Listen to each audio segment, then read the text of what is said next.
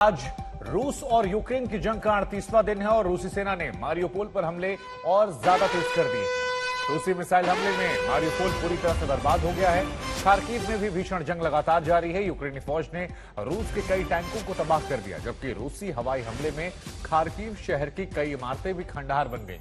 हम आपको बता दें कि यूक्रेन ने दावा किया है कि राजधानी कीव दोबारा से उनकी पकड़ में आ गई है। यूक्रेनी फौज ने रूसी सैनिकों को वहां से खदेड़ दिया। उधर एंटोनोव एयरपोर्ट को रूस ने पूरी तरह से बर्बाद कर दिया है। तमाम तस्वीरें हम दिखा रहे हैं। मारियोपोल में एक्शन में रूसी सेना के कैसे जवान नजर आ रहे हैं और ये शहर है जिसे पूरी तरह से फिलहाल रूसी फौज ने बर्बाद कर दिया। तमाम हथियारों से लैस होकर रूसी फौज इस शहर में पहुंची और उसके बाद अलग अलग जगहों पर हमले किए गए। अलग अलग हथियारों का इस्तेमाल किया गया और इन सभी हमलों में यह कहा जा रहा है कि मारियोपोल शहर का बहुत बड़ा नुकसान हुआ है। मारियोपोल वही शहर है जहां थिएटर में जब हमला हुआ था तो 1000 के आसपास लोगों की मौत हुई थी। कई सारे लोगों को यहां से बाहर भी निकाला गया, लेकिन अब मारियोपोल में रूसी जवान जो हैं वो फुल एक्शन में हैं और ये तमाम तस्वीरें इस बात की तस्दीक करती हुई।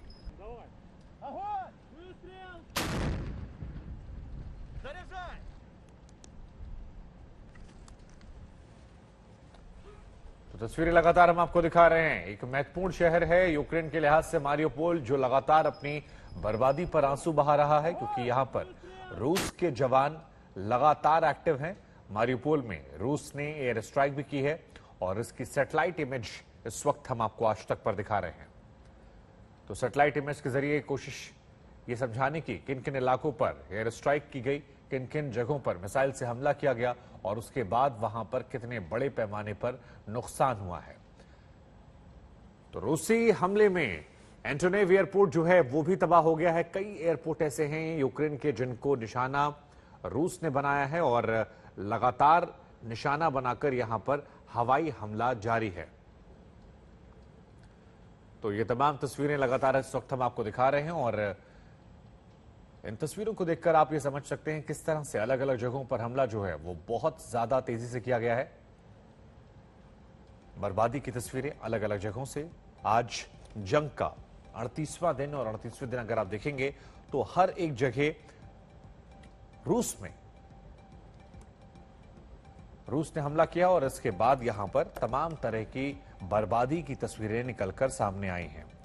हालांकि एक जानकारी यह भी निकल कर आई थी कि यूक्रेन ने भी बड़ा पलटवार किया है, लेकिन इन सब के बीच में जो ये तस्वीरें हैं ये कुछ और कहती हुई, क्योंकि जंग का 38वां दिन और इस 38वें दिन मारियोपोल को सबसे ज्यादा नुकसान पहुंचा है।